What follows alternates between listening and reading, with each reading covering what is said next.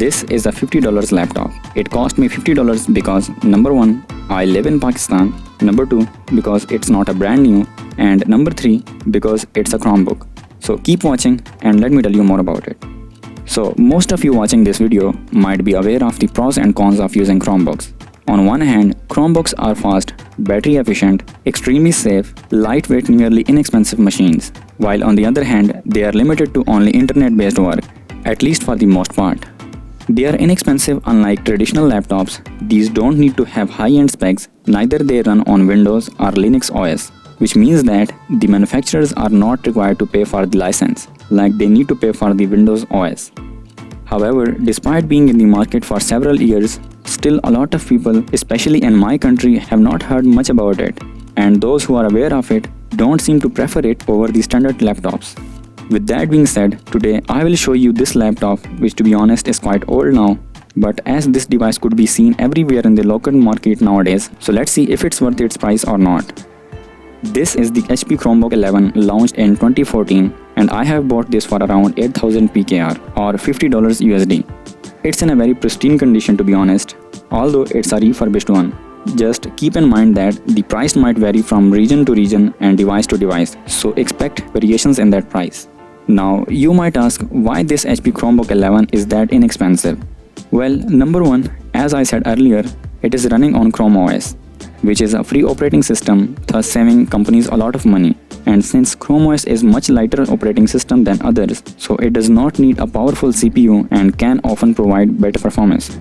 So it does not need a powerful CPU or high-end specs.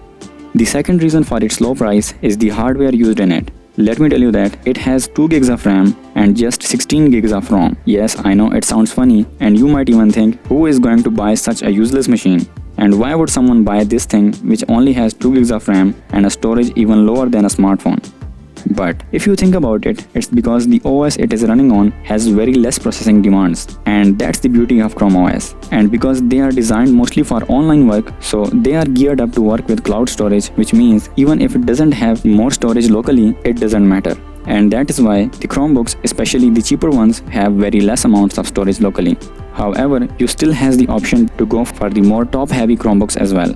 And the third reason for its low price is that it is a refurbished one, and it is the reason why it has got a major cut in its price. Again, keep in mind that not every Chromebook available in the market has this price, so just don't generalize this price, because you are likely to see different prices online or in local markets. Now, if we take a look at this laptop, we can see that the frame is made up of plastic, which to be honest feels quite sturdy. The cover on top has got a smooth matte touch feel to it, and it weighs just around 2.95 pounds.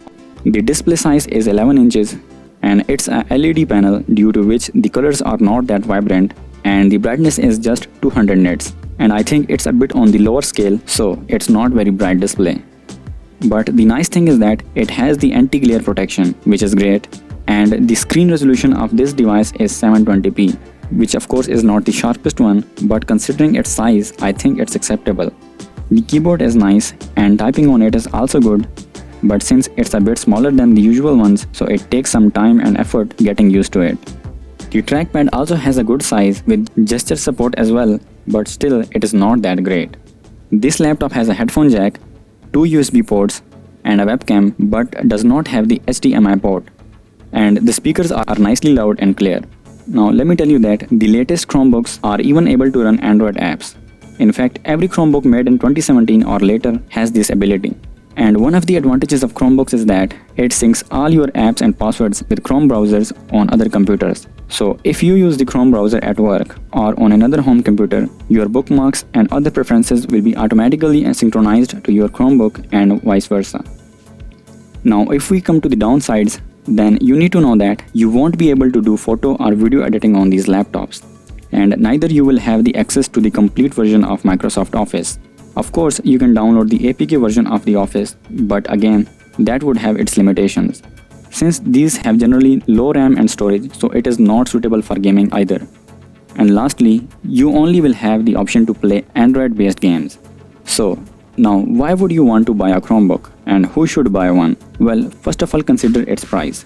So, if you are tight on budget, then it could be a good option to consider. Secondly, they are faster devices. so it won't take much time at booting up like the traditional hard drive based laptops, of course with few exceptions. And it's best suited for those who want a best possible security and privacy. That's it guys, I hope you liked the video, and if yes, then hit that like button, and if not, then just leave the video with a dislike. Until next time, stay safe and bye.